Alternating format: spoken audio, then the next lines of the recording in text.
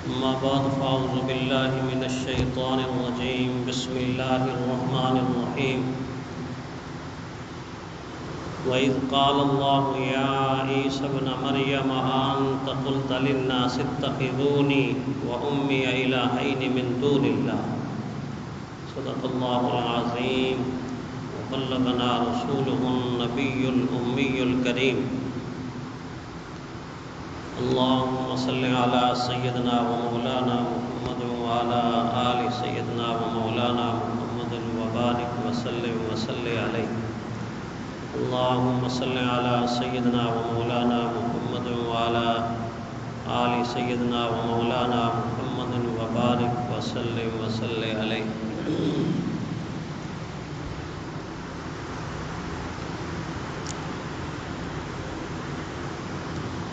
محرم کے حرمت والے مہینے میں اکثر اہل اسلام اور اہل ایمان رحمت کائنات صلی اللہ علیہ وسلم کے مبارک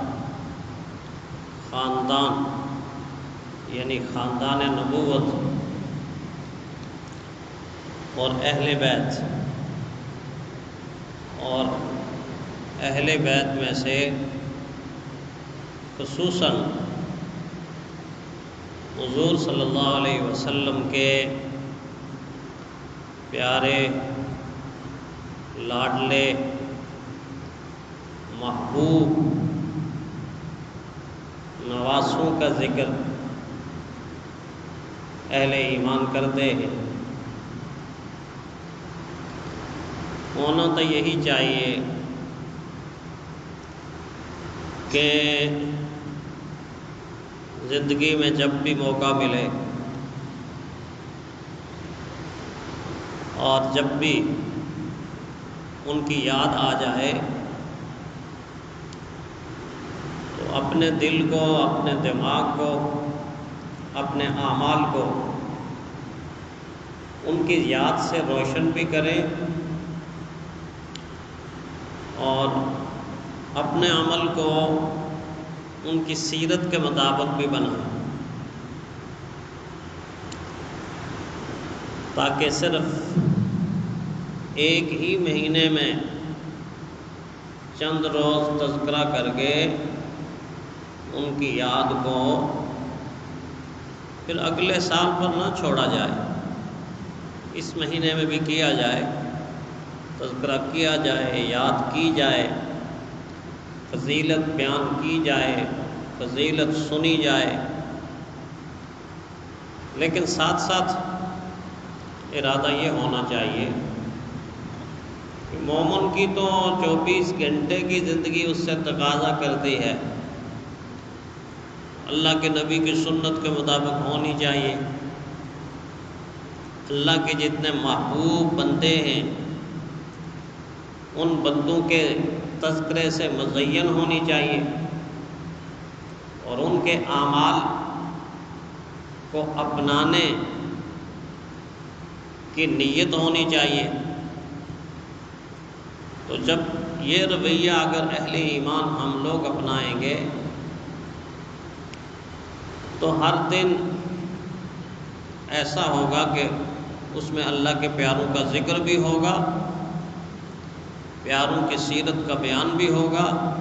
اور عمل سے ان کی سیرت زندہ بھی ہو رہی ہوگی. زبان سے ہم کچھ کہیں نہ کہیں، کان سے ہم کچھ سنیں نہ سنیں، لیکن جب آپ کی پیشانی زمین کے اوپر لگ جاتی ہے، ٹک جاتی ہے اور آپ کی زبان سے نکلتا ہے سبحان ربی الاعلیٰ، سبحان ربی الاعلیٰ، سبحان ربی الاعلیٰ، تو یہ زبان سے تو آپ نے امام حسین رضی اللہ تعالیٰ عنہ کا نام نہیں لیا، کانوں نے بھی نہیں سنا، لیکن آپ کی پیشانی اور آپ کے پورے وجود نے سجدے میں جا کر عملی مظاہرہ کر کے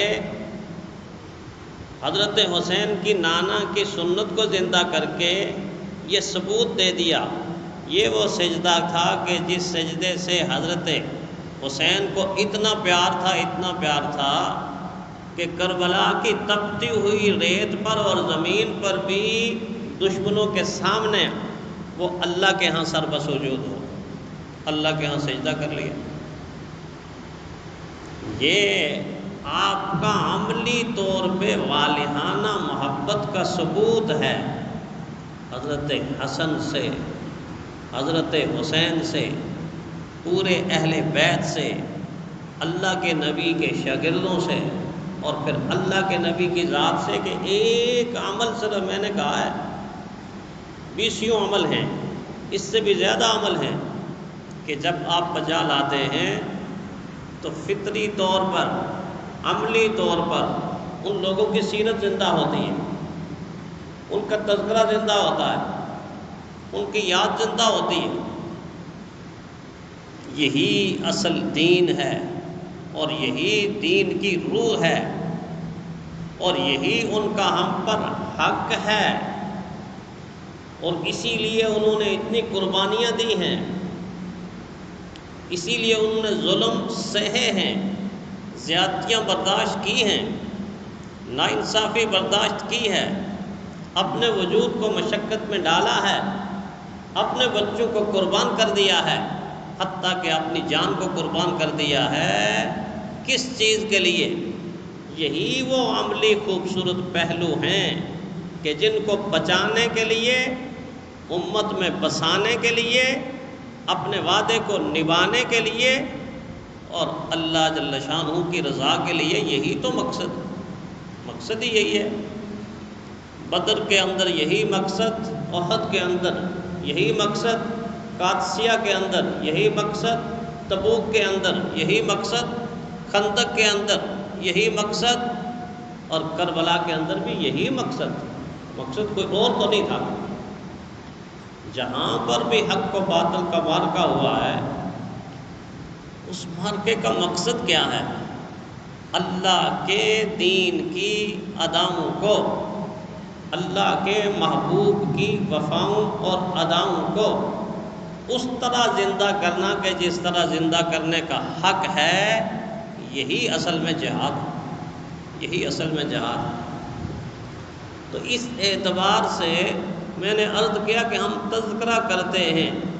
اللہ کے پیارے محبوب کے محبوب،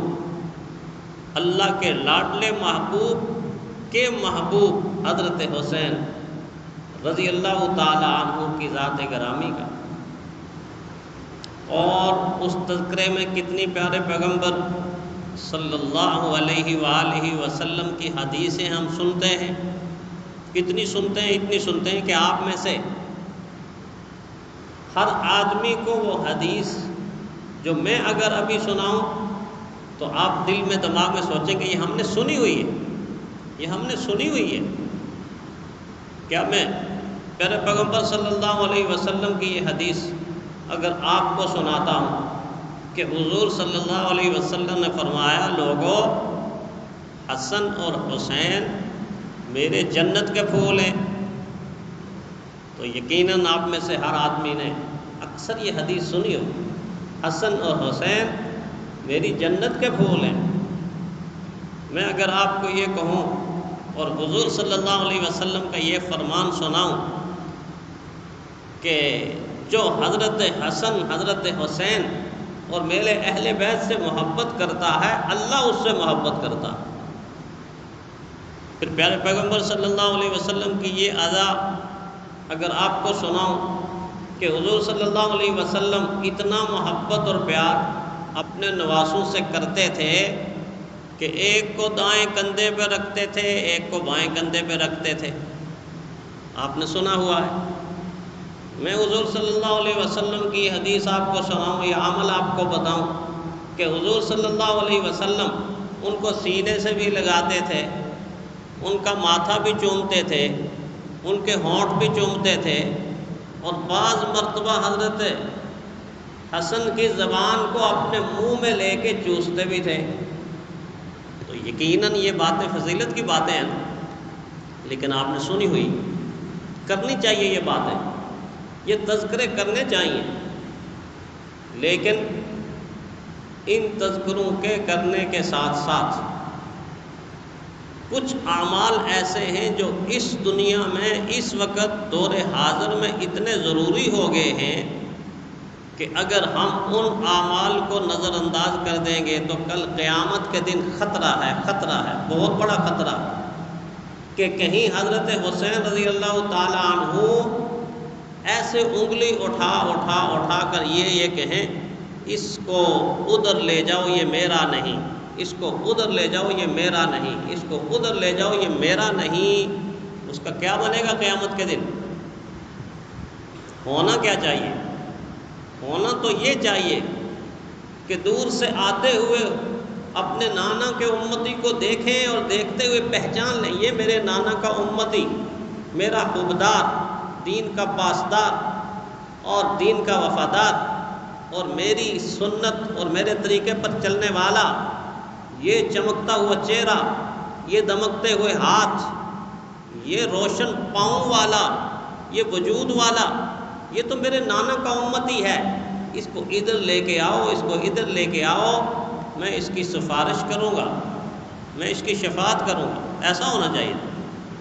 تو ایسا کب ہوگا؟ ایسا تب ہوگا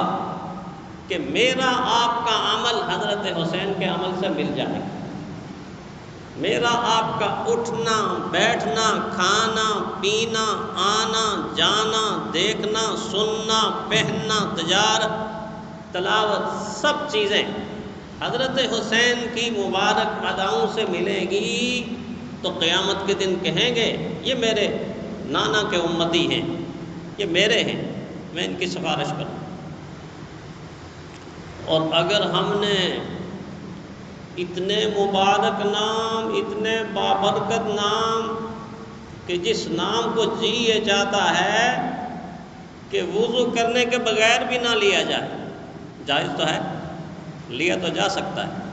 لیکن حسین کی محبت کا تقاضا، آمنہ کے لال کی محبت کا تقاضا، اہل بیت کی محبت کا تقاضا بعض دفعہ انسان کو اندر سے کہتا ہے نام تو بڑا خوبصورت ہے، برکت والا ہے، عظمت والا ہے، اگر لینا ہی ہے درود شریف میں اگر لینا ہی ہے اور تذکرہ ہی کرنا ہے تو ادب کا تقاضا ہے کہ وضو کر لو، حالانکہ بغیر وضو کے جائز ہے، لیا جا سکتا ہے، لیکن اندر سے ایک دل کہتا ہے باوضو ہونا چاہیے، پاکیزہ بن کر انسان ان مقدس ہستیوں کے نام لے، ان کے تذکرے کرے، ان کے لیے دعا کرے۔ تو اتنا مقدس نام ہو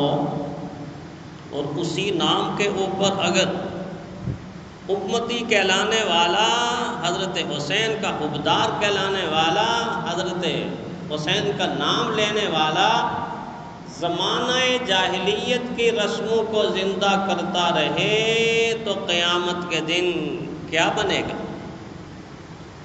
اللہ کے محبوب کو پتہ تھا، اللہ کے محبوب کو اللہ نے بتا دیا تھا کہ امت کے اندر دشمنان اسلام ایسی رسمیں ایجاد کریں گے کہ جن رسموں کو اے میرے محبوب آپ ختم کر چکے،